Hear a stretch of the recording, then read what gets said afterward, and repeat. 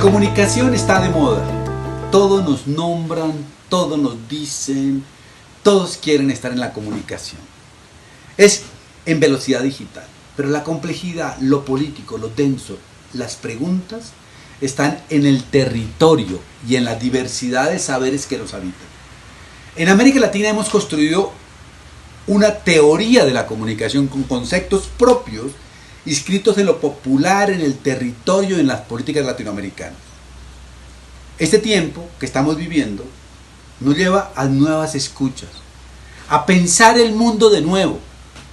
Y en esas escuchas nuevas tenemos que imaginar otros futuros para la comunicación, que están por fuera de nuestro campo, están por otros universos, como el arte, el diseño, las culturas ancestrales, los feminismos, el medio ambiente. Tenemos que escuchar al mundo. Por eso, CIESPAL, 60 años, con el apoyo de FES Comunicación, hace estos diálogos divergentes de la comunicación, en el que hemos invitado a sabedores, teóricos, practicantes, activistas de la comunicación, para que sin libreto nos cuenten lo que está pensando e imaginando sobre lo que debe ser la comunicación. Una comunicación desde el sur para pensarnos distinto. En Diálogos Divergentes de la Comunicación tenemos hoy una invitada maravillosa, maravillosa porque nombra, da palabra a conceptos, ideas que se pegan en el cuerpo para habitar en forma de feminismos América Latina. Desde el feminismo de Rita Segato vamos a pensar la comunicación y cómo la comunicación puede, saliéndose de su confort, hacer una revolución, la revolución que ya han hecho las mujeres, el discurso que se tomó el mundo para pensar distinto.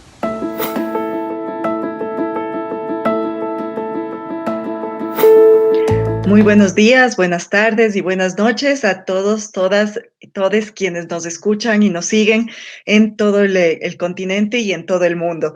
Agradecemos por seguir acompañándonos en estos diálogos divergentes de la comunicación, en el espacio en el que desde la Casa de la Comunicación, desde CIESPAL, el Centro Internacional de Estudios Superiores de la Comunicación para América Latina, se ha organizado con el apoyo de FES ILDIS y FES Comunicaciones para dar como un cierre también a nuestros 60 años de conmemoración de lo que significa el Centro Internacional de Estudios Superiores de la Comunicación para América Latina, para toda la región, para quienes somos comunicadores, comunicadoras, para quienes desde el periodismo y desde los diferentes espacios de las ciencias sociales creemos que un mundo distinto es posible y creemos también que el diálogo, la democratización de la comunicación y los espacios para una convivencia mejor y más próspera son posibles. Agradecemos muchísimo todo el apoyo que hemos tenido y todo el seguimiento que hemos tenido en nuestros conversatorios anteriores y hoy nos honramos en presentar a una gran persona, en primer lugar, y a una gran profesional. A Rita Segato le agradecemos enormemente por acompañarnos hoy en este espacio y también a una compañera de nuestra casa que estará conversando con ustedes y que estará dando seguimiento a este conversatorio. Agradecemos también a Amparo Marroquín por acompañarnos y por ser la facilitadora de este encuentro de hoy.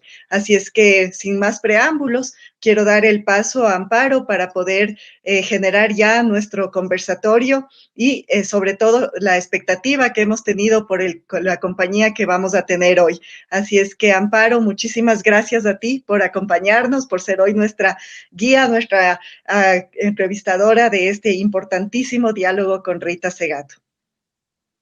Gisela, muchísimas gracias. Muchísimas gracias a CIESPAL por invitarme a ser parte de estas conversaciones, a la Fundación Ebert, que ha posibilitado y facilitado buena parte de estos encuentros, de estos diálogos divergentes que tenemos, en donde nosotros creemos que la comunicación tiene que abrirse a un diálogo serio y a un diálogo sistemático con las ciencias sociales para entender mejor este mundo que vivimos, este mundo tan herido, tan lleno de muchísimas cosas. Bueno, pues este día nos acompaña una invitada de súper lujo, la profesora Rita Segato. Las reseñas nos dicen que, y muchos coincidimos desde territorios muy distintos, que Rita Segato es considerada una referente feminista. Pero quizá algunos no sepan que Rita Segato, bueno, estudió en Argentina una licenciatura en antropología, pero además se graduó del Conservatorio Municipal Manuel de Falla y de la Escuela Nacional de Danzas en Argentina. Se especializó primero en etnomusicología y folclore en Caracas, en Venezuela, y finalmente se doctoró de antropología en la Universidad de Queen's en Belfast, en Irlanda. Rita ha sido profesora de antropología en la Universidad de Brasilia, ha trabajado en toda América Latina, en realidad diríamos que es una ciudadana latinoamericana y bueno, en 1998 inauguró una cátedra que me parece un nombre maravilloso como para después pedirle que nos converse, pues la Cátedra de Pensamiento Incómodo en la Universidad Argentina de la Universidad Nacional de General de San Martín. En 2017 recibió el premio Claxo a las Ciencias Sociales y tenemos la suerte que este miércoles 23, es decir, hace menos de una semana, Rita fue reconocida con el premio Daniel Cosío Villegas en Ciencias Sociales por el Colegio de México. Así que de alguna manera esperamos en esta conversa celebrar un poco este nuevo reconocimiento que Rita hace. Estoy muy, muy contenta de que ella pueda estar ahora con nosotras, con nosotros y nosotras, como dijo Gisela. Y bueno, vamos a empezar entonces esta conversa con Rita Segato. Profesora, de nuevo, muchísimas gracias. Quiero decir que esta conversación va a ser como una conversación colectiva, porque cuando los distintos colectivos de mujeres en Centroamérica se enteraron que íbamos a tener esta conversación, pues todo el mundo empezó a escribirme y fuimos construyendo las preguntas entre todas, decir que no solamente, decir, si hay alguna torpeza será mía, ¿no? Pero las preguntas, primero tienen que ver con la complicidad de una amiga en común que es Alejandra Sebrelli, desde Argentina, a quien le agradecemos profundamente que nos haya hecho el enlace. Sin Alejandra no tendríamos esto posible, pero además hubo muchas compañeras, Olga, Alejandra, Doris, Laura, Iliana, Morena, que me fueron enviando comentarios y preguntas. Entonces, vamos a arrancar con una dinámica, digámoslo así. Acá en El Salvador esta dinámica se llama tiro al plato. Yo digo una palabra o una frase y la profesora responde con una palabra o con una frase. De pronto, si se quiere extender, por supuesto, la dejamos que se extienda, ¿sí? Pero vamos a empezar ahorita con esto. A ver, yo digo la palabra pandemia. Y pandemia, la palabra central para mí, inclusive que ya elaboré en un texto que circuló por ahí, que se llama Todos somos mortales. Claro, algunos somos más mortales que otros, eso es también verdad.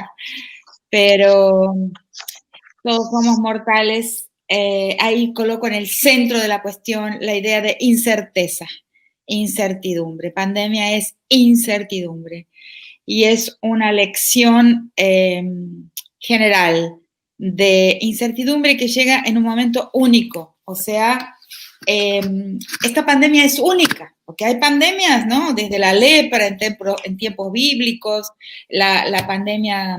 La epidemia de Atenas, la plaga de Atenas. Hay pandemias antiquísimas en donde hay concentraciones humanas, o sea, donde hay concentraciones de gente, han surgido a lo largo de toda la historia. Pero esta es única por una razón, creo yo. Es única porque surge en el momento en que, como he dicho en varios textos, de un momento extremo de adueñamiento del planeta, o sea, yo digo que hablar de desigualdad hoy es poco, que debemos hablar de señorío, de dueñidad, y la política de los dueños es el control sobre la vida, el control sobre la historia. O sea, ya comienzan los años 90 con aquella teoría del fin de la historia, no sé, una historia ya que llegó a su fin, con un sistema económico que es el sistema capitalista que debe controlar las relaciones humanas, y el subtexto es también debe controlar quién vive y quién sobra, y también la historia llegó a su fin en términos de sistema político con el sistema liberal de la democracia republicana, y la historia terminó. O sea, la humanidad llegó a su punto de control y fin de lo que es el tiempo, siendo que el tiempo es la movilidad, o sea, el tiempo es incerteza. O sea, hubo un intento y existe ese intento de la clausura de la incerteza. Y entonces la pandemia llega a mostrarnos que el tiempo existe, que la incerteza existe, y que la historia es un animal, un enorme mastodonte a quien nadie le pone el cascabel, vamos a decir así, nadie le pone el cascabel al gato de la historia. Entonces, esta incerteza es el aprendizaje, es la lección ancestral y única, porque en las otras pandemias no existía esta ilusión, esta fantasía de control sobre la vida que existe en el presente.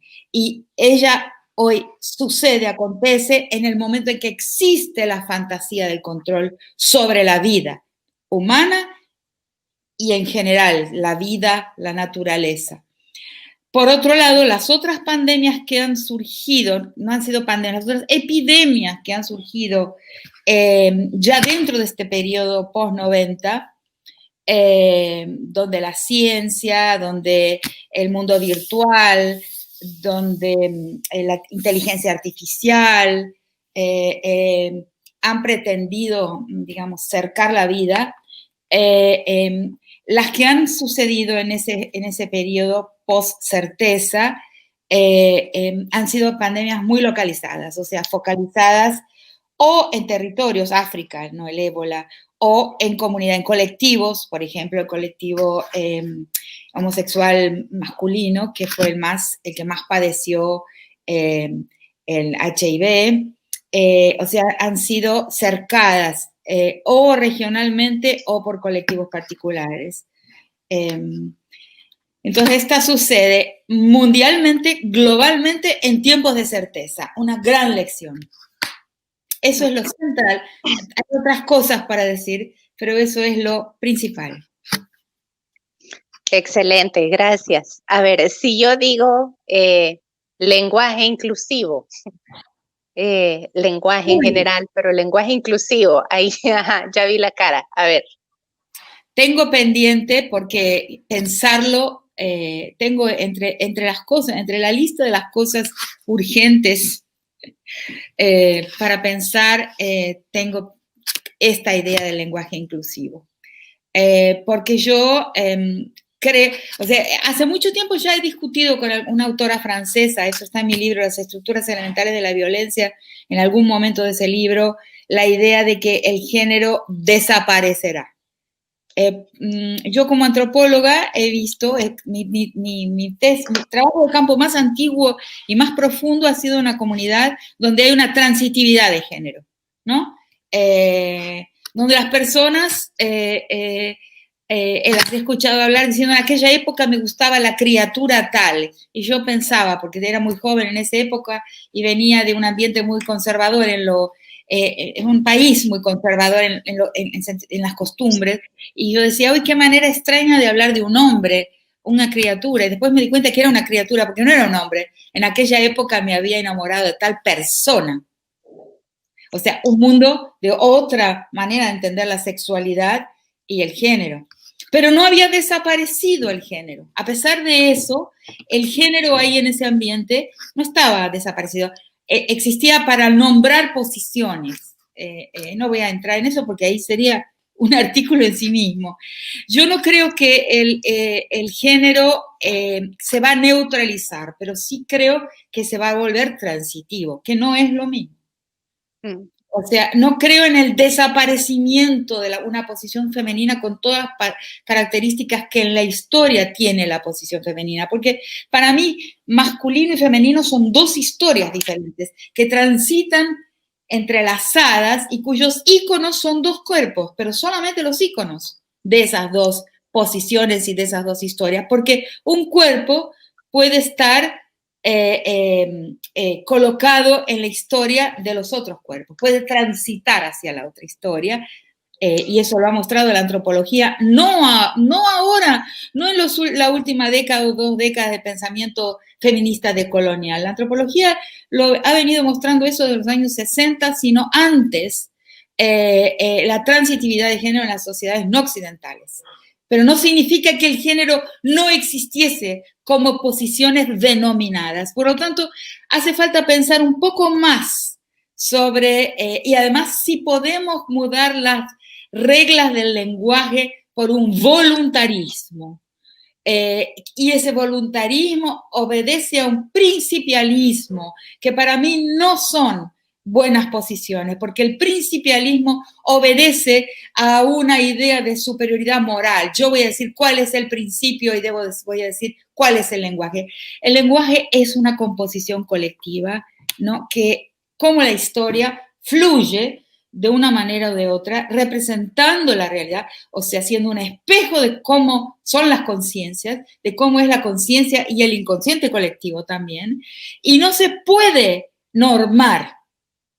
Toda gramática es una normativa a posteriori, tanto es así que, entonces, muchas personas pueden hablar con el E y suprimir el A y el O. Perfecto. Nadie puede impedirlo. No creo que deba ser impedido. Es uno de los flujos de la lengua. Ahora, otros pueden no optar por razones estéticas inclusive. Y otros, yo por lo menos trato de evitar las palabras con género. Si puedo, uso vocabulario de lenguaje evitando situaciones en que tengo que nombrar el A y el O.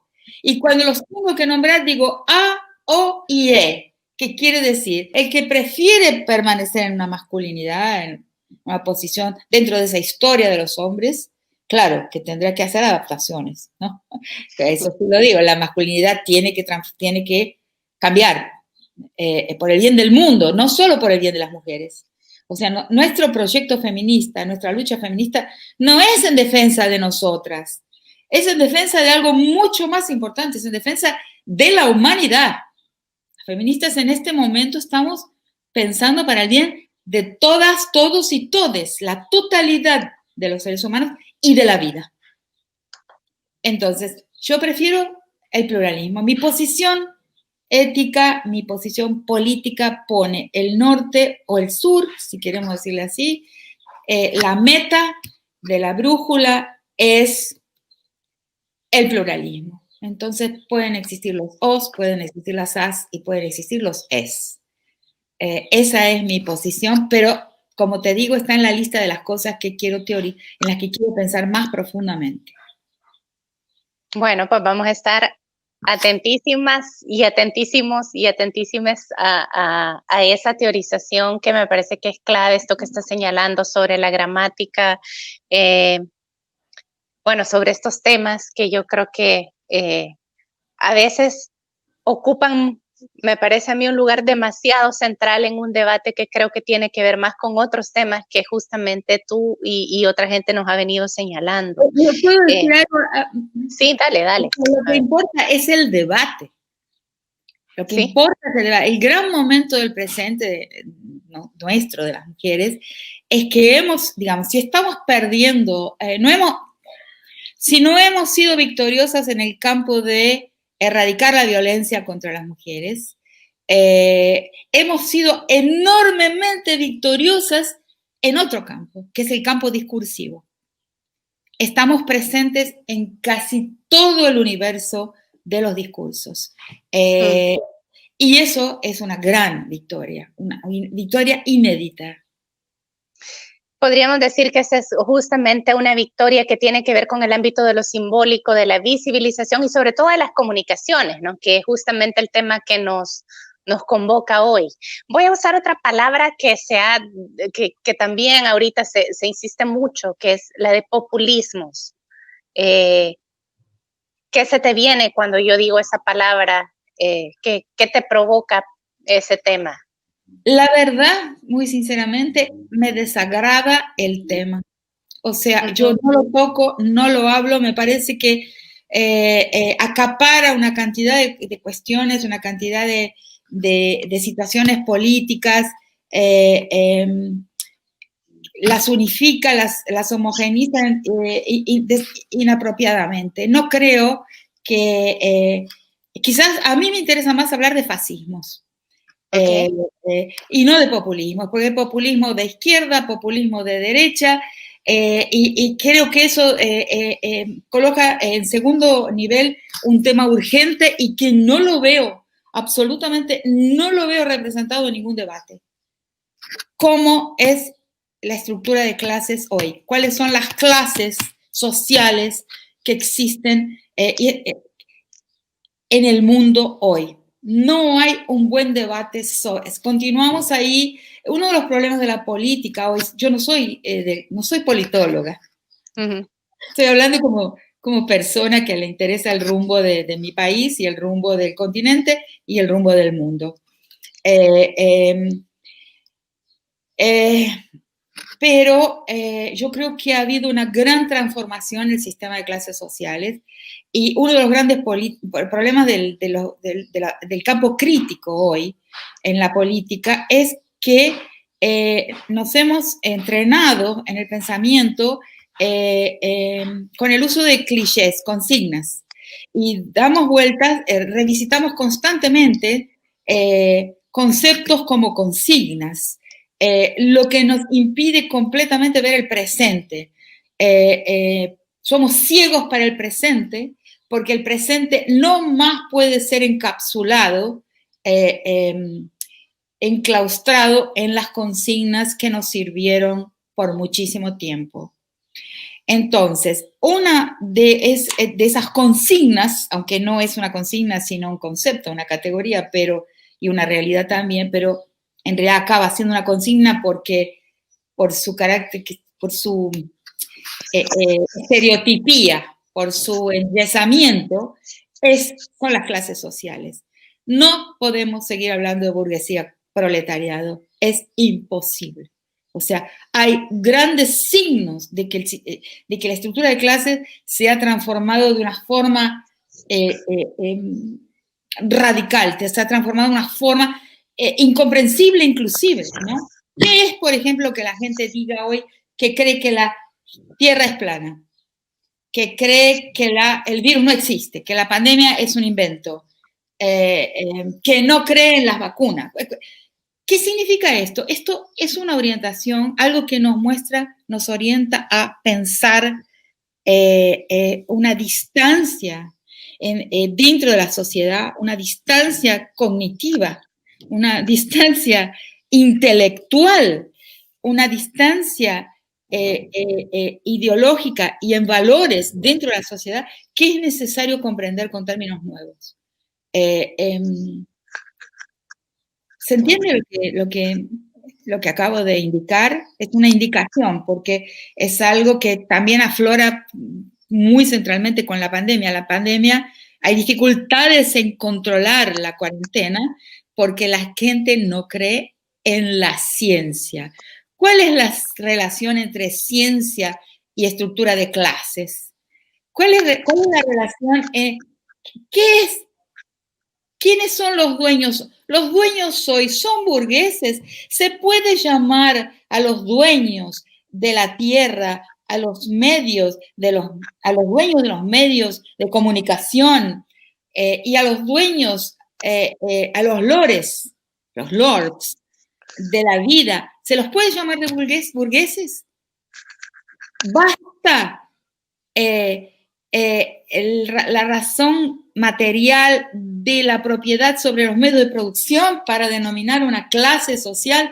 Todo eso tiene que ser revisto, reexaminado. Es urgente que los sociólogos se empeñen en esa tarea de decir cuáles son las clases que están ahí sobre el planeta hoy. ¿Qué masa es esa? Esa masa es un proletariado. Esos dueños son una burguesía. Yo no creo que esos dueños sean burgueses. Sinceramente, no lo creo. Ahorita que señalas eso, me parece que estás señalando justamente un reto para las ciencias sociales, para para la academia en general, para quienes pensamos que el pensamiento y las ideas tienen la posibilidad de problematizarnos y de ayudarnos a mejorar el mundo, ¿no? Voy a pasar ya como a una pregunta un poco más elaborada o un poco más larga. ¿Cómo ha sido este hito del pensamiento o estos grandes momentos que marcaron tu manera de pensar? Siempre que te he leído, y seguramente muchos que te hemos leído y que te hemos revisado, nos encontramos con esta historia que tú cuentas de cómo tú llegaste a la violencia pensando que iba a ser como solo un momento, y que, pero te anclaste ahí, te quedaste ahí. Yo creo que eso suele pasar muchas veces cuando nos dedicamos a estos espacios. Yo, por ejemplo, tengo casi 20 años trabajando el tema de la migración y nunca pensé que me iba a demorar tanto en esto, ¿no? Entonces, pero hay como conversas, como a veces es como un momento que a uno lo golpea, a veces son como conversaciones prolongadas. ¿Cómo han sido los hitos que construyen este pensamiento tuyo y estas apuestas tuyas? Fíjate, yo en primer lugar soy una antropóloga de formación bastante clásica, ¿no? Siempre digo esto porque mi profesor era un etnomusicólogo británico, pero antropólogo orientado por un discípulo de Malinowski. O sea, vengo de un tronco de la antropología bien clásico y ortodoxo. Entonces, yo creo que la escucha, ¿cuál es la principal herramienta de un antropólogo? La escucha de la gente. Eso en primer lugar. Yo he aprendido casi todo lo que sé y he pensado de la gente, de los dichos y de los no dichos de la gente. Como antropóloga, con una gran diferencia, que yo creo que mi disciplina tiene un déficit, que ha sido la absoluta incapacidad de atravesar a la gente lo que ha entendido, por sus orígenes coloniales y quizá hasta aristocráticos, no, quién sabe, no, aristocráticos de verdad en su composición de sus cabezas al servicio de la colonización del mundo, no podemos olvidarlo.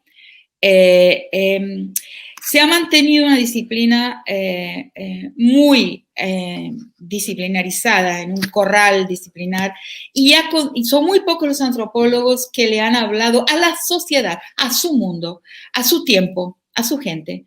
Yo creo que algo que ha funcionado en mí es esa escucha detallada, filigranada, pormenorizada a lo que dice la gente, como a mi herramienta, mi caja de herramientas, esa escucha etnográfica, pero al mismo tiempo un compromiso por repasar a mi mundo lo que entendí. Creo que eso es algo que ha marcado, y primero de otras cosas, primero vino el género, porque encontré esta sociedad que practicaba y teorizaba inclusive, usando el mito, la transitividad de género en la sexualidad y en la composición de las tareas, de la división del trabajo, de la posición política, de mujeres, de hombres afeminados, de mujeres masculinas, y después con la violencia, que fue el segundo gran trabajo, cuando yo digo, se termina mi tiempo feliz como antropóloga, y soy convocada a entender las violaciones de calle que ocurrían en números demasiado altos en una sociedad, en una ciudad nueva y transparente como era Brasilia, una ciudad construida, sin industria, sin producción, solo para la administración, y de repente un gran aumento de violaciones de calle, y ahí empiezo a escuchar a los presos sobre su crimen, pensando, como vos decís, que iba a ser una cosa transitoria, una cuestión de la ciudad, algún problema de ese entorno nuevo de migrantes del campo a la ciudad, una ciudad en construcción a principios de los años 90, y hasta hoy Brasilia no está completamente terminada, y nunca se terminó. O sea, la convocatoria a pensar violencia, la violencia solo creció, ¿no? Porque ahí nos dice, no, pero crecieron las denuncias, porque ahora se llama denunciar, no, porque para la mayor parte de los países, hace 10 años que hay estadísticas, con margen de error, estadísticas muy imperfectas, pero se nota que un tema central en la violencia contra las mujeres, que es el feminicidio, aumenta constantemente y está medido. Entonces no es que ahora denunciamos, porque sí, en la violencia doméstica hubo una llamada a comprender que se trataba de un crimen. La CEDAW tuvo un papel central ahí en mostrar que una costumbre era un crimen.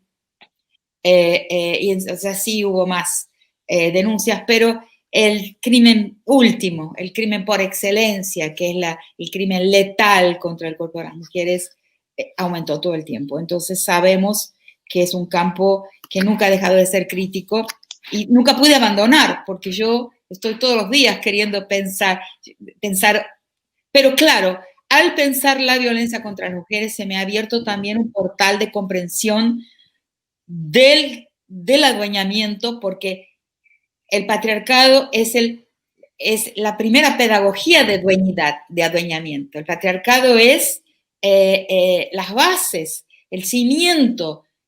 Por eso el mundo de los dueños hoy nos coloca en la calle, las marchas contra la ideología de género, con mis hijos no te... Han reaccionado rápidamente. ¿Cómo han reaccionado violentamente? Importando el método del fundamentalismo islámico. O sea, todos aquellos que por mucho tiempo nos enseñaron a ver con desprecio, con horror, el fundamentalismo islámico, qué barbarie, de repente se dieron cuenta de que el fundamentalismo islámico funciona muy bien para preservar las propiedades de los jeques, de los dueños. O sea, uno de los universos en el mundo donde es más difícil hacer, me sale la palabra en portugués, chacoalhar, o sea, hacer balanzar, o sea, sacudir el poderío de los dueños, es el mundo fundamentalista de Arabia y los Emiratos. Los jeques no salen del lugar. Y de repente habrán pensado, ¿por qué no salen del lugar? Porque lo primero que tienen bajo la bota, lo primero que tienen oprimido son las mujeres. Entonces, eso pasa al cristianismo. Los otros días, creo que lo mencioné alguna, el gran obispo Macedo de la Iglesia Universal del Reino de Dios, que tiene millones de adeptos en Brasil, en toda América Latina, en África, también en Portugal, en España, tienen y subdivisiones de esa iglesia muy, muy poderosa. Y yo cuando hablo de las iglesias evangélicas hago una subdivisión entre los fieles que buscan espiritualidad donde puedan encontrarla y los empresarios. Las iglesias tienen fieles auténticos que buscan un lenguaje para desarrollar su espiritualidad y responder sus preguntas sobre la vida y sobre la muerte, sobre el bien y sobre el mal, y tienen empresarios que buscan otra cosa. Entonces, el obispo Macedo, que es el fundador de la IUR, de la Iglesia Universal del Reino de Dios, dijo públicamente en una conferencia en su iglesia que no dejará a sus hijas hacer carreras universitarias. Sorprendente, el cristianismo nunca hablaron así los cristianos, ni de derecha, ni del medio, ni de izquierda, hablaron de no dejar estudiar a las mujeres. ¿De dónde viene eso? ¿Me entendés? Sí, ahora, bueno, yo creo que aquí estás planteando me estás abriendo muchas ventanas sobre las que me quisiera volver. Dos que retomo, ¿verdad? Una, para mí, tendría que ver con cuando vos hablas, por ejemplo, del aumento de la violencia, digamos, esos feminicidios que nunca han dejado de aumentar, que en todo caso los hemos podido visibilizar un cacho más, pero visibilizarlos más no quiere decir que por eso se miran más, sino han aumentado numéricamente, y esto lo has dicho en distintos momentos. Al mismo tiempo también han aumentado las penas en muchos de nuestros países al feminicidio, que pero parece que eso no funciona, es decir, aumentar penas no nos está funcionando. ¿Qué miras vos que podríamos hacer? Esa primero, después voy a meterme con este tema de religión, violencia, empresa que estás señalando, pero el tema del aumento de las penas, que es una discusión, a ver, en el caso de Centroamérica al menos, siempre el tema es ese, ¿no? Aumentemos las penas, cada vez más mano dura, y parece que eso no va a funcionar. No ha funcionado. Penas tiene que haber, pero comprendidas como lo que realmente son y que no son comprendidas de esa forma. O sea, una justicia que no persuade y no disuade no tiene vigencia real, material, no adquiere vigencia real, material. Una sentencia de un juez es pedagógica, o sea, es una lección a la sociedad. Ese es el valor de la sentencia. No tanto imaginar que alguien va a quedar impedido de multiplicar su crimen porque está atrás de las rejas, porque inclusive la cárcel es una gran reproductora del resentimiento social y de la violencia, tendrá sustitutos en la violencia, en fin, pero la sentencia es una lección a la sociedad, una lección en la que el juez dice lo que está bien, lo que está mal, lo que se puede y lo que no se puede. Yo veo a la justicia como pedagógica o inexistente. Y el juez muy poco se percibe de esta manera. Y la sociedad muy poco percibe a los jueces de esta manera, porque así como la sociedad hoy masificada y embrutecida por medios de comunicación que la embrutecen, ahí es el tema, ¿no? De la comunicación social, sobre todo la televisión embrutecedora, por gobiernos que se aíslan de la sociedad apenas toman las manijas del Estado, que se distancian de aquello que gestionan, se distancian de aquello que administran. Una característica muy grande de nuestros estados latinoamericanos especialmente. Entonces, la gente no cree en la ciencia, no cree en la justicia, no cree en los jueces.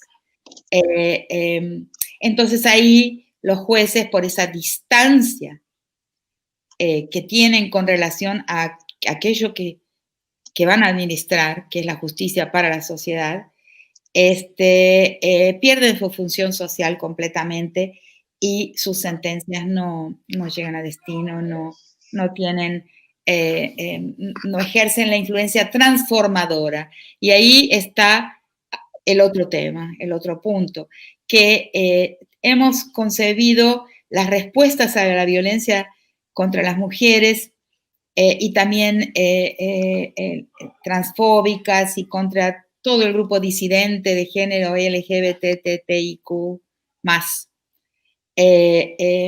Las hemos concebido como un conjunto y las respuestas, las medidas que se han tomado son de 3 niveles completamente diferentes y eso lo he percibido muy recientemente. El nivel del auxilio, el auxilio inmediato, los teléfonos, las líneas telefónicas para pedir auxilio, los refugios,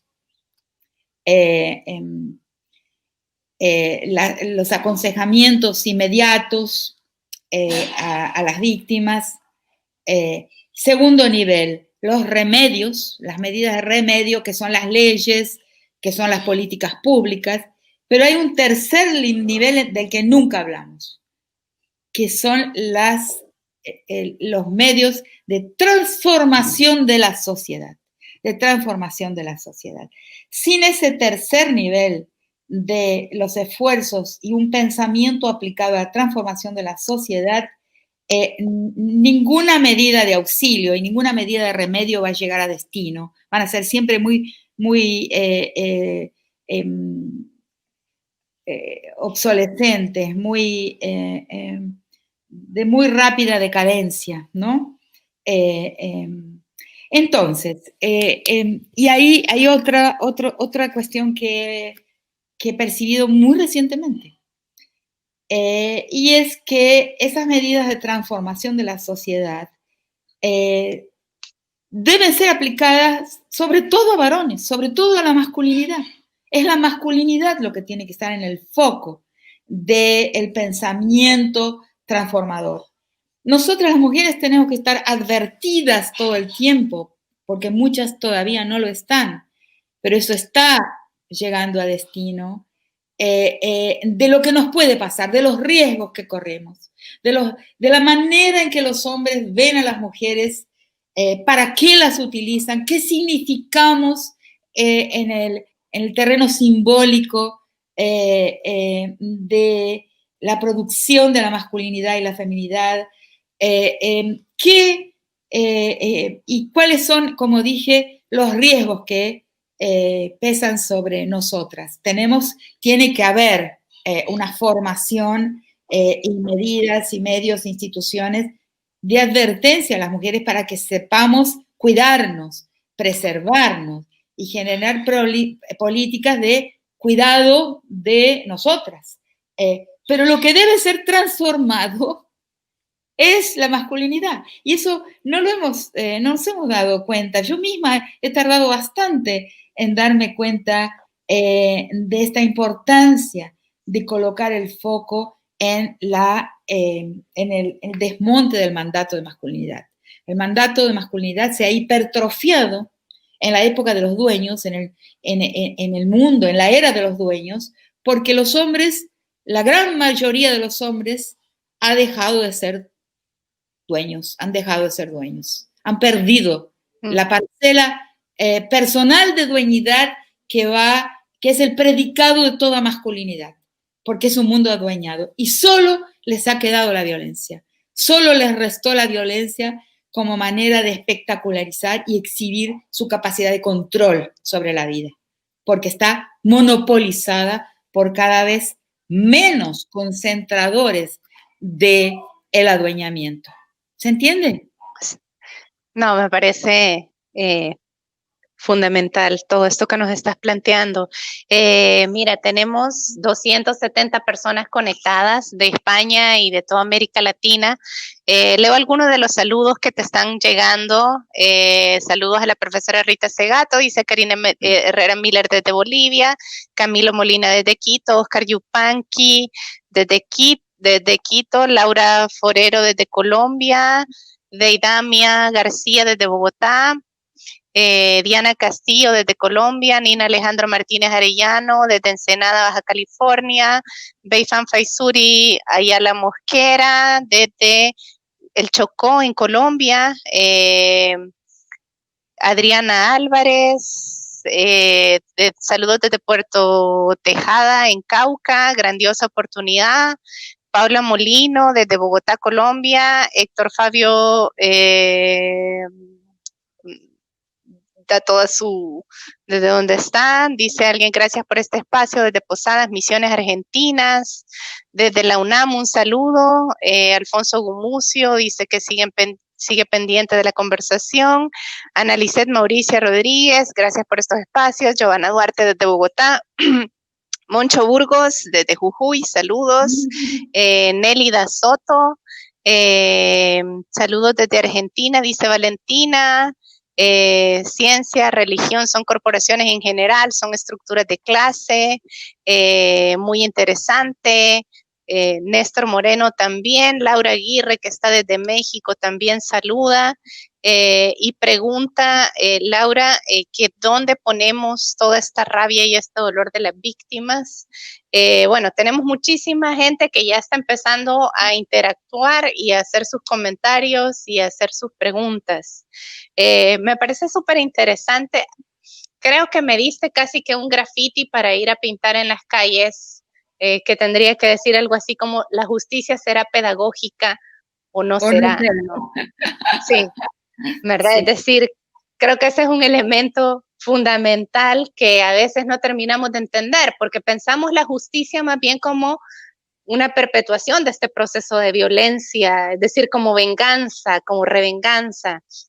Y al final eso es perpetuar este sistema que tú muy bien nos has insistido, ¿verdad? Es decir, que no tenemos que pensar la violencia de género como aislada, sino como parte de este gran proyecto de dueñidad, de de perpetuación de un poder que pasa por un tema de clases, que pasa por otra serie de temas, ¿no?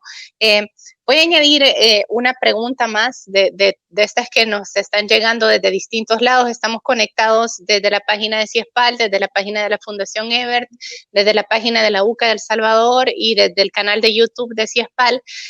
A ver, muchos de los estudiantes que están conectados y que te están viendo quizá te ubican sobre todo por ser al final la autora intelectual de este performance que recorrió el mundo, que son las tesis, ¿no? Tú has dicho que tú en realidad eres como la abuela en todo caso de esto, ¿no? Es decir, como, a ver, me hago cargo, pero no tanto, ¿verdad?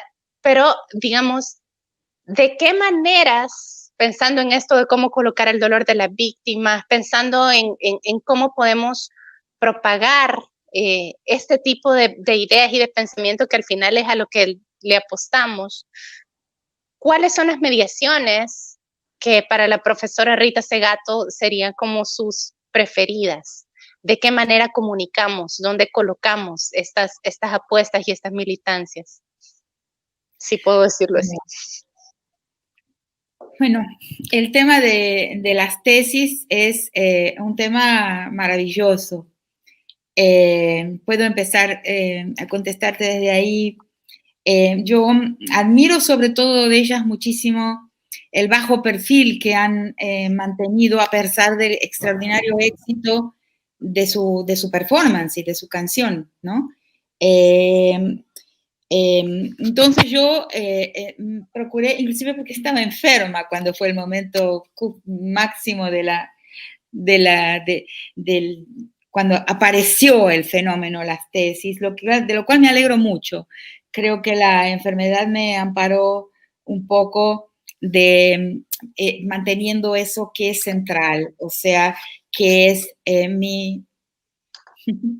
no lo dije nunca de esta manera, pero mi campaña antiprotagonística, porque lo que veo que hace un daño extraordinario al feminismo y a otros movimientos sociales es la sed, la codicia por protagonismo. Entonces la gente se desbocan, hacen cualquier cosa, ¿no? Llevan una cabeza en una pica, una cabeza en la mano para ver si consiguen un instante de holofote, eso es portugués, un instante de spot sobre sus personas.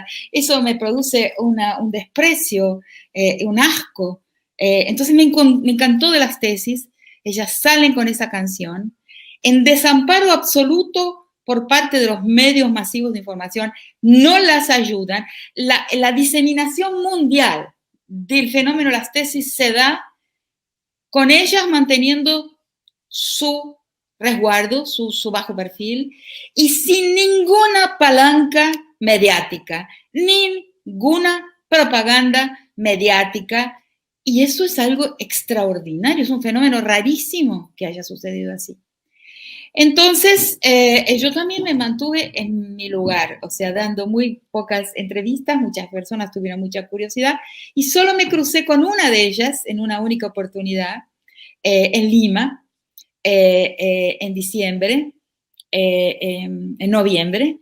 Me crucé con una que muy rápidamente me entregó un pasamontañas de los que usaban en ese momento los chilenos en las marchas de calle y que lo puse en la cabecera de mi cama. Pero, ¿qué muestra el fenómeno de las tesis? Muestra algo fundamental. Muestra la universalidad del problema de violencia. O sea, las mujeres del mundo somos muy diferentes entre nosotras. Queremos cosas diferentes. No existe ONG ninguna que, de Holanda o de España o de Estados Unidos que deba ir al mundo diciéndoles a las mujeres cuáles deben ser sus deseos, qué es lo que las debe satisfacer. Eso yo no creo que sea ético. O sea, las mujeres tienen formas, metas de felicidad de lo más diverso que puede existir en el planeta. Pero hay algo que el fenómeno de las tesis mostró, que algo compartimos, que algo nos hace mujeres mundialmente, planetariamente, y es la violencia que sufrimos. Aunque esas violencias, eso es muy importante, no sean iguales. No todas las civilizaciones humanas son violadoras. No todas las civilizaciones humanas son feminicidas, pero la violencia está ahí. O sea, la toma del cuerpo, la posesión sobre el cuerpo, por ciertas formas de conyugalidad o ciertas formas de ejercicio de la conyugalidad y otras, o sea, hay formas de la violencia que son más conocidas en el mundo occidental, otras en el mundo africano, y así, pero todas las mujeres saben que son objeto, cosa de violencia. Y eso ha sido demostrado por el fenómeno de las tesis, traducido a muchísimas lenguas y que circuló el planeta completo, yo creo. Eso es muy importante de percibir. Sin unificar, hago esa advertencia de nuevo porque es fundamental, porque es un error clásico de las ONGs, porque existe una colonialidad al interior de los movimientos sociales. Entonces, hay ONGs muy poderosas en el mundo, muy bien intencionadas, pero también de buenas intenciones está pavimentado el camino al infierno, que dictan la regla, o sea, actúan de acuerdo y a partir de la superioridad moral del blanco, o sea, del mundo del norte, de Europa. Y la superioridad moral nunca es una buena posición, nunca es una posición ni que llega a destino, ni que hace el bien, ni que es elogiable. Entonces, no se puede actuar desde ahí, no se puede enseñar sin aprender. Nadie que habla sin escuchar. Entonces, yo creo que las tesis fue un gran fenómeno por esto. Ahora, mucho más recientemente, entonces, yo me puse los lentes y dije, bueno, voy a ver dónde estoy yo en esa lírica. O sea, ¿qué es lo que dicen que una lírica que parece simple? ¿Dónde están las cosas que he escrito? Y ahí mi admiración por las tesis creció, porque de forma compactada hay un pensamiento extenso y demorado en los versos de las tesis. Entonces escribí mi comentario, el texto lo tengo anotado y realmente boquiabierta por percibir que se puede un análisis que es complejo y demorado colocarlo en líneas bien escritas, y que ¿quién fue el juez de esas líneas? La gente, fue la gente, fueron las mujeres.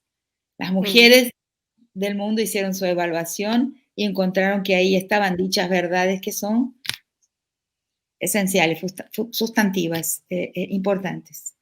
No sé si te contesto lo que me preguntaste, pero porque me olvidé la segunda parte de la pregunta. No, pero creo que aquí estás colocando un tema clave.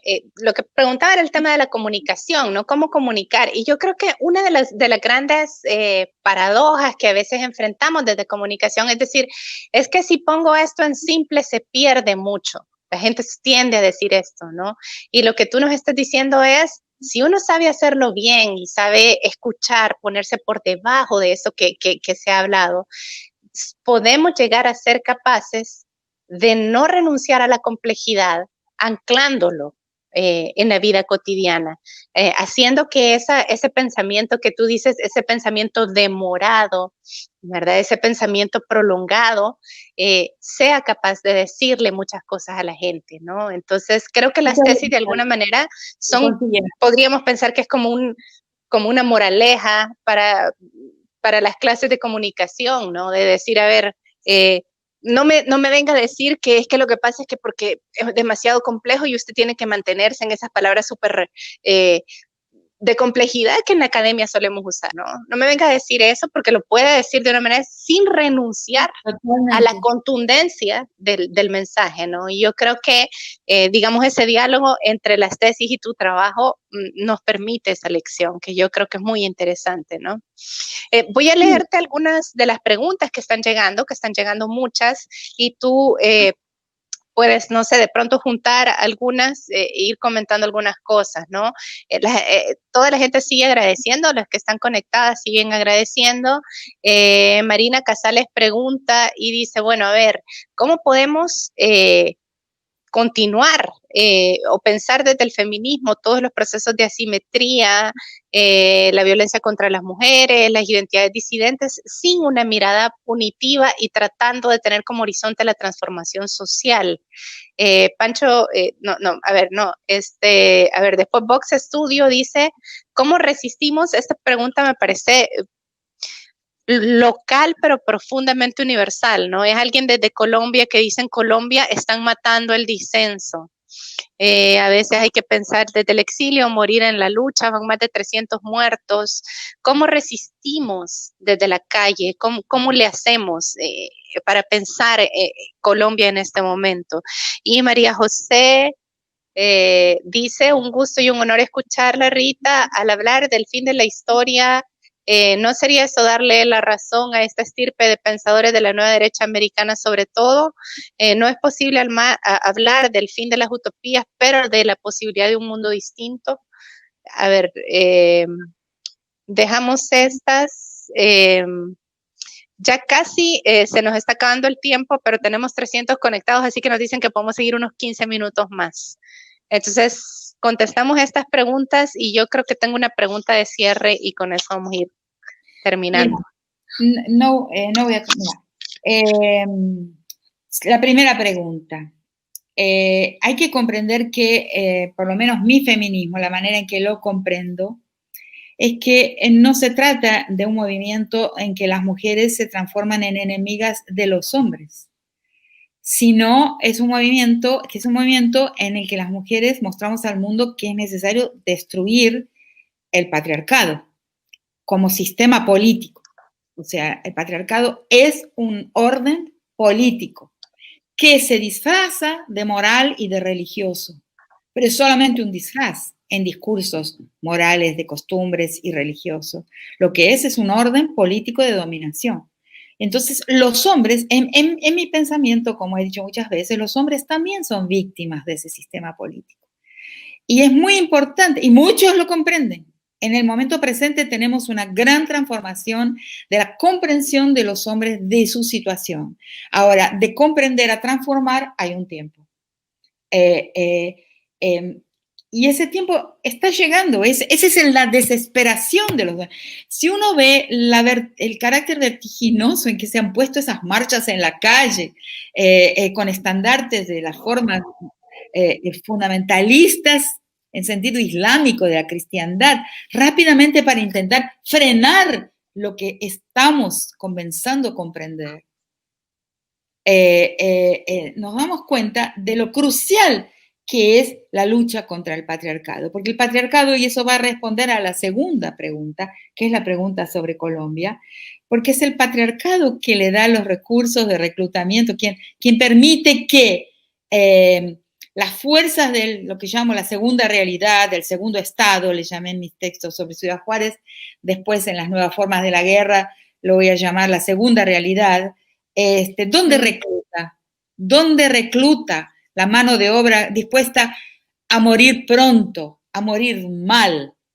Los jovencitos de la Mara, ahí en El Salvador, las pandillas diversas, en El Salvador la pandilla y en todo el Triángulo Norte y en México y bajando hacia el sur, el mundo cada vez más mafializado, más corporativo y pandillesco, formas de masculinidad que se replican, ¿no?, en fuerzas armadas de segunda realidad, de paraestado, de parapolicía, de paraeconomía, de paralegalidad, todo ese universo, ¿dónde recluta para poder tener sus fuerzas armadas paralelas? Recluta en aquellos que fueron engañados por el mandato de masculinidad, que les ha dicho que vale la pena morir pronto, pero tener la honra de ser un hombre, ser un macho. Esa honra realmente es un mal negocio. En este momento los hombres tienen que empezar a comprender que están haciendo un mal negocio. Sin reclutamiento no hay pandillas. Y no hay todos los otros males y cánceres corporativos que están viviendo nuestras sociedades y el mundo también. Entonces eso responde la segunda pregunta. La tercera pregunta es un error. Yo dije exactamente lo contrario. No dije que el fin de la historia dije que es una mala tesis, es una tesis cínica, una tesis interesada, es una tesis ideológica que permite donar palabras, que es el trabajo de los pensadores. Los pensadores somos una sola cosa, donadores de vocabulario para que la gente lo use. Entonces, y las palabras son armas poderosísimas. Por eso a veces hay esfuerzos borrar, retirar del diccionario determinadas palabras, determinadas. Entonces, generar vocabulario es central para poder que la gente denomine su experiencia, y esa denominación es importantísima para las luchas, para luchar por lo que se quiere y por lo que no se quiere. Entonces, el fin de la historia fue una donación de palabras de un pensador de ultraderecha de Harvard, para que nos creamos que la historia está liquidada, ya está encapsulada, ya tiene su formato definitivo. Es una tesis maldita. O sea, lo que estoy diciendo es que esta es una pandemia mundial, no restricta a colectivos o espacios geográficos particulares, sino que afecta a todo el mundo, y que sucede en tiempos y tira por tierra la tesis del fin de la historia, porque muestra que la historia es descontrolada, o sea, no puede ser controlada, porque de repente aparece un virus, de los que aparecerán otros futuramente, y que tiran por tierra la ilusión del control. Eso es lo que dije. No, buenísimo. Acá tenemos otra pregunta que me parece que también es como de aclaración, ¿no? Mauro Servino desde Ecuador está diciendo que trabajar la masculinidad no significa solo hacerlo con los hombres para aprender a sublimar sus incapacidades, a relacionarse. En realidad más bien es una participación, y no solo con las mujeres, sino con el conjunto de los que estamos en la sociedad. O sea, se incluye también a las mujeres y sus organizaciones. Bueno, absolutamente. O sea, hay mujeres que trabajan a favor del patriarcado, o sea, que son reproductoras del patriarcado. De eso no hay ninguna duda. Y hay hombres que intentan desmarcarse, o sea, no ser reclutables para esas fuerzas porque masculinidad es control del cuerpo, control de los cuerpos, del propio cuerpo. O sea, ¿en qué consiste un entrenamiento militar? ¿Militar estatal o paramilitar? O sea, primero, la crueldad del sujeto entrenado para el militarismo sobre su propio cuerpo, o sea, encallecerse, ¿no? Sepultar la empatía, o sea, desactivar la piel empática. Eso es un entrenamiento para toda masculinidad, y es un entrenamiento central en la reproducción y en la formación de fuerzas bélicas estatales y no estatales, o sea, todas las fuerzas bélicas se entrenan así. Entonces, una vez que aprendes a no sentir, a no sucumbir al dolor de tu propio cuerpo, vas a entonces ser capaz de actuar, a controlar el cuerpo de los otros y de las otras. Entonces, me refiero a esto, me refiero a algo mucho más amplio, no amplio, mucho más preciso que la afectividad masculina. Me refiero a las programaciones bélicas que todo hombre sufre en algún momento para poder exhibir su capacidad de control sobre el cuerpo de alguien. Y exhibe, en general, como el control sobre el cuerpo de las mujeres. O sea, las agresiones de género son exhibiciones de poderío, no de una gran sexualidad desbocada.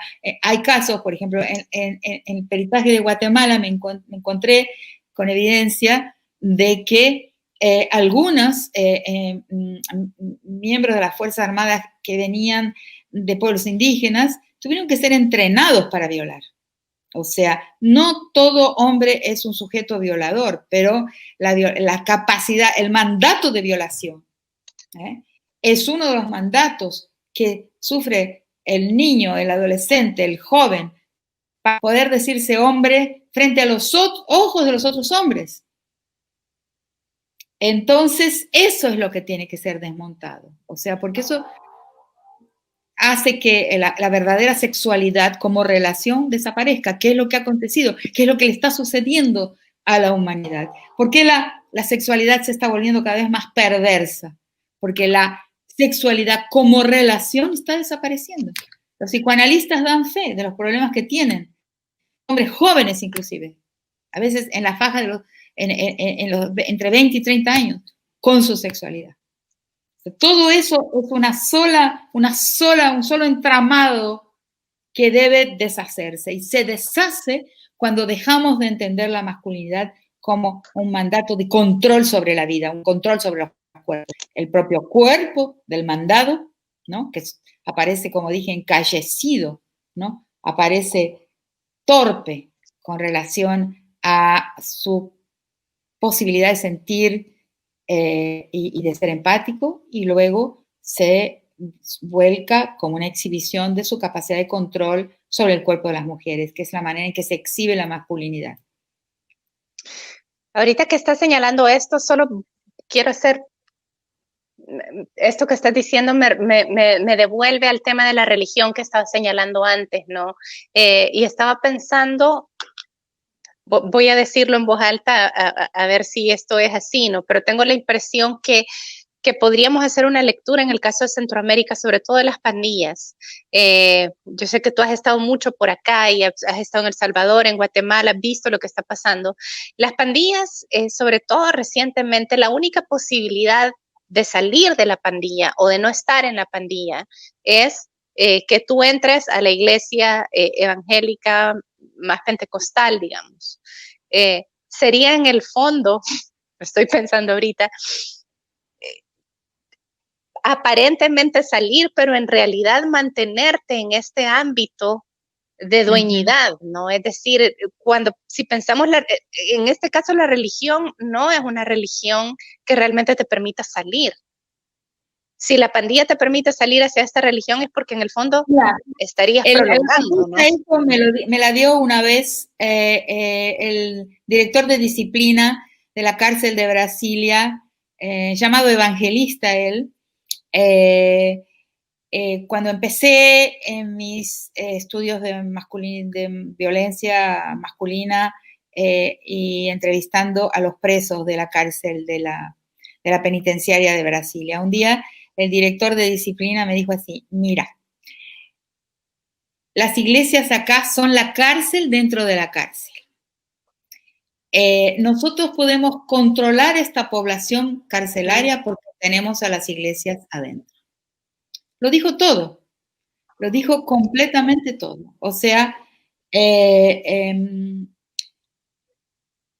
claro, quizás podamos sustituir una violencia extremadamente letal como las de las pandillas con una violencia simbólica, pero que no cambia la estructura de las cosas, no cambia lo que debe ser cambiado. Yo creo que entre las pandillas y las iglesias, alguien ha hecho lo que se llama un dólar redondo. Han destruido un país y una región y le han entregado el remedio para esa destrucción. Tengo mis dudas sobre ese camino. Ahora siempre, haciendo la gran distinción, que es imprescindible hacerla dentro de las iglesias. En las iglesias existen la gente de buena fe, la gente que busca ahí un lenguaje para su necesidad de desarrollo espiritual, buscan en lo que está a mano. Y esas son lo que está a mano hoy, esas iglesias, infelizmente. Uh-huh. Claro. Pero también está ahí otra capa que es el empresariado de esas iglesias. Y esos son dos poblaciones, dos castas, o sea, dos conjuntos de personas que no pueden ser analizados ni evaluados de la misma manera. Sí, quizás definitivamente. Dentro de las iglesias la gente aprenda a rebelarse contra el empresario que los oprime. Dentro de las iglesias, ahí tengamos otro futuro posible. Yo creo que le vamos a pedir a la CIESPAL que nos permite tener otra conversa solo sobre ese tema, que creo que es un tema central para seguir pensando en la pospandemia. Ahorita ya tenemos que ir cerrando. A mí me gustaría cerrar preguntándote, volviendo de nuevo a la comunicación, sobre todo a la comunicación política y de cara a este tiempo que se nos viene, ¿no? ¿Cuáles son los retos que vos ves? Solo quiero además señalarte que muchas de las participaciones han insistido en que tu pensamiento siempre es un pensamiento que nos muestra otras preguntas, otro lugar desde el cual pensar, y eso es algo que te agradecemos profundamente siempre. Entonces, a ver, ¿cómo pensar otro tipo de comunicación política? ¿Cómo construir esperanza? Siempre me acuerdo de esta frase de Walter Benjamin que dice que no se nos ha dado la esperanza sino es a través de los desesperanzados, ¿no? Es decir, al final, los espacios de mucha desesperanza a veces nos pueden ayudar a pensar esperanzadamente.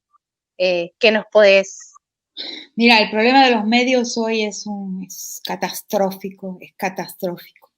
Hay una catástrofe mediática. Yo no consigo entender, porque no es mi campo, cómo hemos llegado hasta esta catástrofe mediática. No encuentro otro nombre para poner. Descontrol absoluto.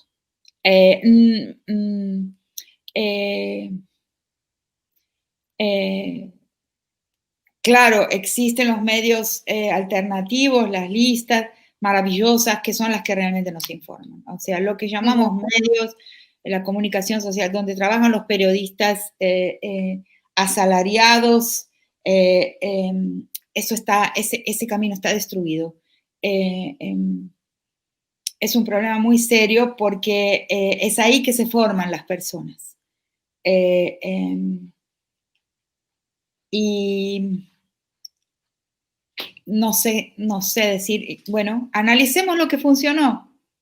Analicemos, por ejemplo, el fenómeno de las tesis, o sea, analicemos en profundidad y con las herramientas mediáticas para el análisis. Yo solo puedo decir que ellas supieron compactar un pensamiento que está como en un subtexto de la canción y que eso la gente lo escuchó en muchas partes. Mujeres, no gente, mujeres que están insatisfechas con su situación. O sea, pero ahí se puede, lo que hay que agarrar es esos ejemplos de, bueno, fíjense una cosa, me van a perdonar. Por ejemplo, yo soy una persona que se ha pasado la vida en una silla escribiendo y pensando. Para mí es un verdadero misterio lo que pasó conmigo, porque nunca hice networking, nunca llamé a nadie, nunca presioné para colocar mis textos en inglés. Podría haberlo hecho, mi tesis doctoral la escribí, son 600 páginas en inglés, pero nunca. Lo que está mío publicado en inglés es porque me lo tradujeron, porque nunca hice un esfuerzo por influencia. Entonces, ¿qué pasó? Yo misma no lo entiendo. O sea, entonces empecé a pensar, bueno, porque yo pongo nombres. Bien. Y en los nombres que pongo, la gente escucha algo que conoce ya y que necesitaba las palabras para nombrarlo. Punto. Es una ecuación simple. O sea, aprender a nombrar de manera, eso sí, pensada, demorada, poner el nombre que mata. El nombre mata. Mira, cuento esto. Hace unos pocos años fui a una marcha en la ciudad de Córdoba, en Argentina, ya anochecía y adelante mío caminaba una muchacha con una bicicleta y llevaba un cartelito. Y en el cartelito decía, la prohibición del aborto, la criminalización del aborto es un crimen, es una violación. Es una violación. Y eso es una violación de Estado. Dije, ay, esa frase es mía, eso es mío, yo lo pensé. ¿Por qué? ¿Qué es lo que yo pensé?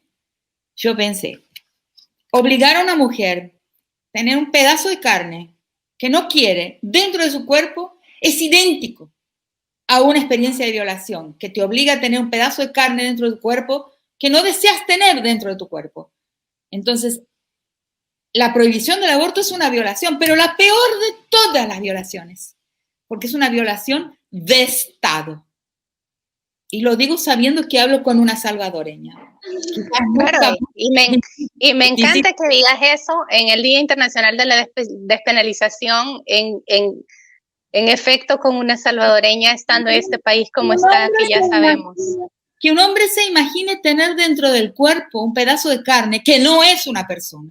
Porque si me dicen la defensa de la vida, una lechuga es vida, un hongo es vida, ¿sí? Una vaca es vida y nos lo comemos. Entonces no es la defensa de la vida. A la vida nos la comemos todos los días. Es la defensa de un pedazo de carne sin autonomía, que no tiene autonomía ni biológica, ni orgánica, ni de conciencia. Ninguna autonomía. No es una persona. Una persona tiene autonomía, libre arbitrio. Es un ser que no tiene autonomía, no puede vivir si su madre muere. Quiere decir que no es una persona. Depende de otro cuerpo. Y depende de que ese cuerpo no se suicide inclusive, porque ahí lo mata también. O sea, también depende de que ese cuerpo no sea asesinado, que sucede muchas veces. Entonces, es un doble crimen. Es criminalizado, tipificado como feminicidio por la ley, no como aborto y feminicidio. Es todo, está mal formulado, entonces una violación de Estado. Entonces iba la niña adelante con un cartelito que decía, la criminalización del aborto es una violación de Estado. Pero lo que me dolió a mí es que eran mis palabras. Entonces, ay, qué lindo eso que llevas escrito ahí, qué interesante, me parece muy bien, estoy totalmente de acuerdo, ¿no? Y era de noche, o sea, estaba bastante oscuro. Entonces digo, ¿de dónde lo sacaste? Y me miran. De usted, me dijo. Bueno, entonces sirve. Entonces, ¿qué me dice a mí?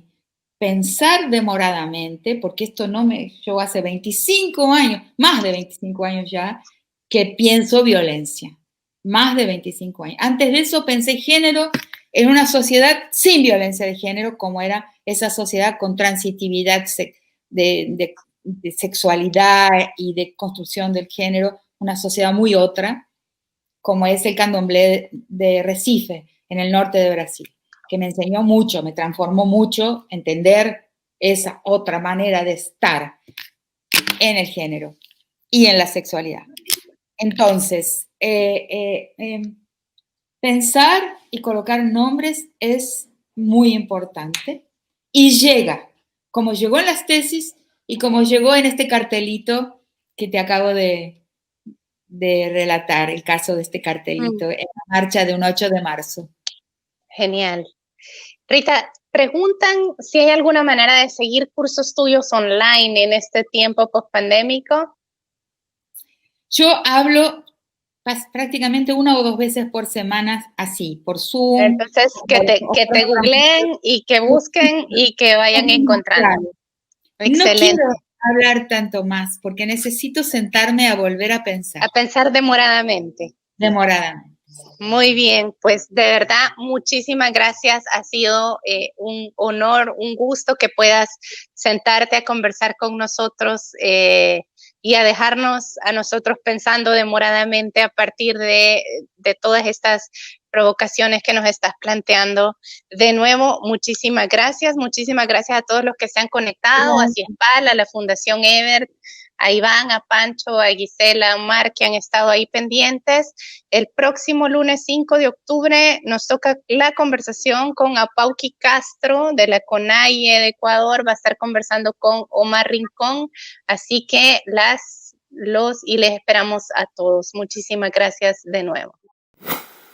Y esto fue Diálogo sin libreto con pensadores activistas de la comunicación que piensan desde el sur y de manera divergente.